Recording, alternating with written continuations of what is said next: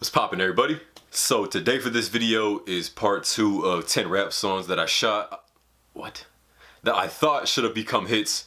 And I think that's pretty self-explanatory. You know, if you don't know what I mean by that, you'll catch on pretty quick. So let's jump into it.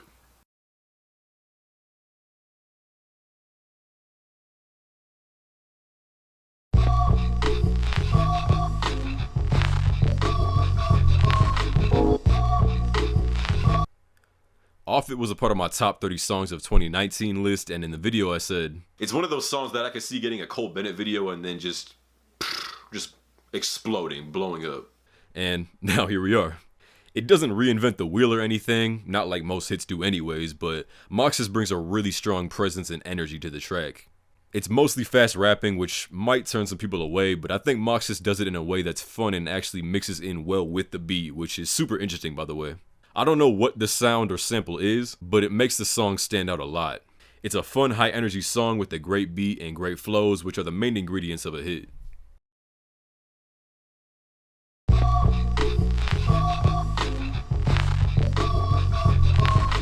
Dope and the Baby was also in my top 30 songs of 2019, and it was there because of how catchy it is.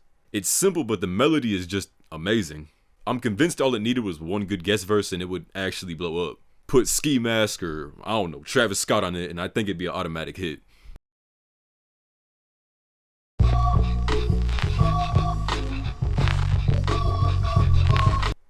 Drizzy Drake was one of those new age gangster rap songs that doesn't really bring anything new to the table, but it's still A1. The beat is insane if you're in a car with some good speakers, and Maxwell rides on top of it seamlessly.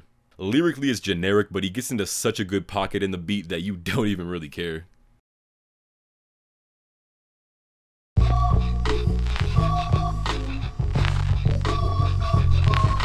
I only had to listen to the song once to know I really fucked with it.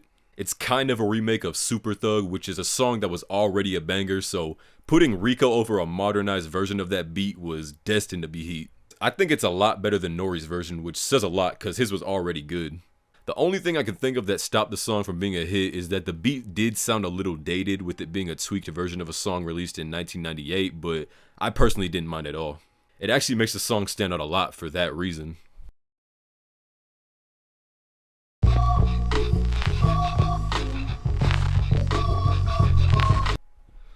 Getaway might be a perfect rap song. It has a super catchy hook, meaningful lyrics, top-notch delivery, and a pleasant beat. Like, I honestly can't find a single thing I would change.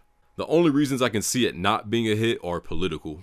It's not an edgy song by any means, but if you know Crit, you know he doesn't dumb down his message or lyrics for the mainstream. And that's not to say that everything he makes is extremely profound and technical, but every Crit song has meaning, and you can feel that in the sound of his music. Most hits don't have that feeling. They would also have to censor the word bullshit about 80 times when playing it on any family-friendly platform, so now that I think about it, that's probably the biggest reason it didn't become a hit.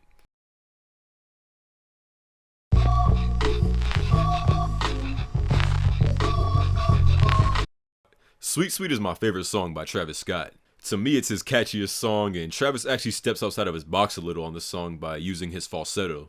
Obviously, he's assisted by auto-tune, but it still sounds great. Lyrically, there isn't much to it like most hits, but you don't even go to Travis for lyrics anyways.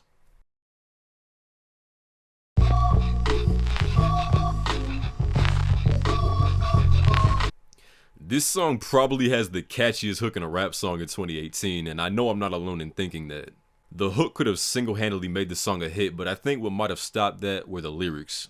The verses from Denzel and Goldlink aren't insanely deep or complex, but the song is a lot more lyrical than most rap songs, and we all know that lyrics aren't what the mainstream is looking for.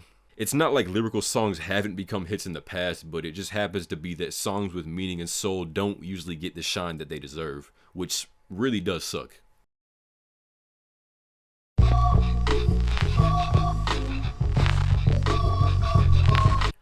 I honestly have no idea how Joke Ting wasn't an instant hit. When I heard it for the first time, I pictured it being a huge summer anthem like Summertime, but outside of Goldlink's main fan base, it didn't really stir any waves. He even dropped a music video for it and it only got 700K, which is still really good, but like I said, I thought it was going to be a lot bigger.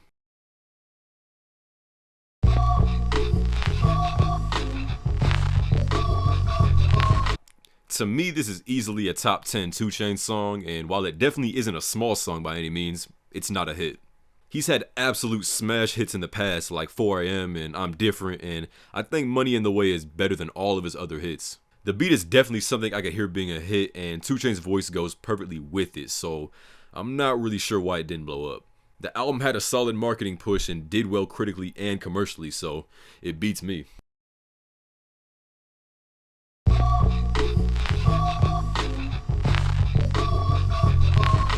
Whitney is a relatively unknown rapper that I can see getting really big in the future. Petty shows you a snippet of her potential. The song has this really smooth yet hard-hitting beat that complements the hook and her voice really well. The song isn't really something I can relate to because it's about Whitney's problems with the boy she was seeing, but I know millions that can relate to it, so that makes the song automatically alluring. I think when it comes down to why the song wasn't a hit was that Whitney just isn't a big enough artist yet. She's not small, but not big enough to just drop a song and then have it blow up. There's potential hits that are made every single day that don't blow up because it was either made by a lesser known artist or it just wasn't promoted. Sure, people come out of nowhere and drop mega hits like Lil Nas X and Post Malone, and sometimes hits become hits simply because the song is that good, but those are pretty rare when all things are considered. Alright y'all, so that is going to do it for this video. So if you made it this far, I just want to say thank you, and if you enjoyed, please hit the like button. And I also have the links to my Instagram and Twitter in the description, so if you don't mind following me there, I would really appreciate it. And as always, it's been Isaiah the Player, and I'm gone.